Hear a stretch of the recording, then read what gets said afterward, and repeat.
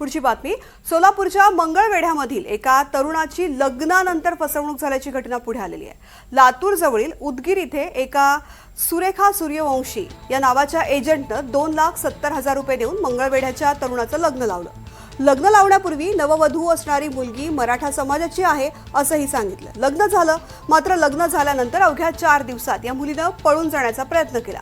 यावेळी नवरी पूर्वीच विवाहित असल्याचं सुद्धा उघडकीस आलं। तिला मुलंही आहेत। महत्त्वाचं म्हणजे मराठा समाजाची नववधू आहे असं भासवलं जरी असलं तरीही नवरी मुस्लिम धर्मीय असल्याचीही माहिती पुढे आली। याबाबत नवऱ्यानं पाठलाग करून नवरीला पकडलं आणि यानंतर मंगळवेढा पोलीस ठाण्यात गुन्हा दाखल केला गेला।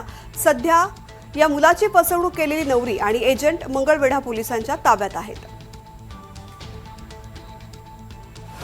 आपल्यातला एक मुलगा होता मंगळवेढाचा, त्याला एका एजंटनी मुलगी देतो असं सांगून त्याच्याकडून पैसे घेतले आणि त्यानंतर त्याला एक मुलगी दाखवली उदगीरमध्ये आणि त्यानंतर त्या दोघांचं लग्न उदगीरमध्ये हार घालून केलं। त्यानंतर मंगळवेढ्याला आले। मंगळवेढ्यात त्यांनी रीतिरिवाजाप्रमाणे नातेवाईकांना बोलवून त्याचे लग्न लावलं की 16 तारखेला लग्न झालं। नंतर 23 तारखेला सकाळी ती मुलगी घरात असताना तिला न्यायसाठी तिची आई, बहीण आणि भाऊ आला होता।